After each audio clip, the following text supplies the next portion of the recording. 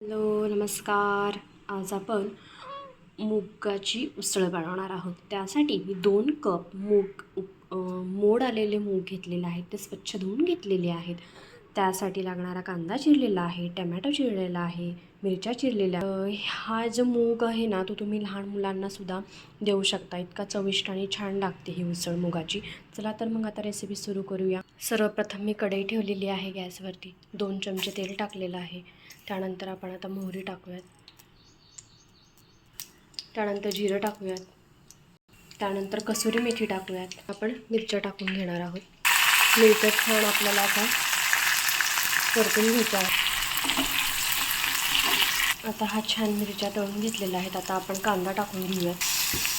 कांदा छान परतून घेऊयात लालसर थोडासा. थोडंसं हिंग टाकलेलं आहे, थोडंसं मीठ चवीनुसार टाकलं, पिंक सॉल्ट टाकलेलं आहे आपण.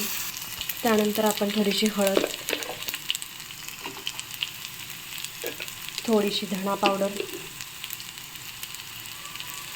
त्यानंतर थोडंसं लाल तिखट टाकणार आहोत. लहान मुलं खाणार असतील तर लाल तिखट टाकू नका तुम्ही. मिरच्या सफिशियंट आहेत. ह्या मिरच्यासुद्धा पोपटी घेतलेल्या आहेत, ज्या ते तिखट नाही आहेत लहान मुलांसाठी. त्यामुळे आपण हा पौष्टिक जी उसळ आहे ही लहान मुलांसाठी आपण 5 ते 6 वर्षापुढील मुलांना आपण देऊ शकतो. आता आपण मूग टाकून घेऊयात. टमॅटो टाकून घेऊयात. सर्व साहित्य छान आपल्याला आता परतून घेऊन 10 मिनटं आपल्याला आता ही जी उसळ आहे आता आपण ती वाफवून घेणार आहोत. मूग चवीला अप्रतिम लागते आणि पौष्टिक आहे ही उसळ.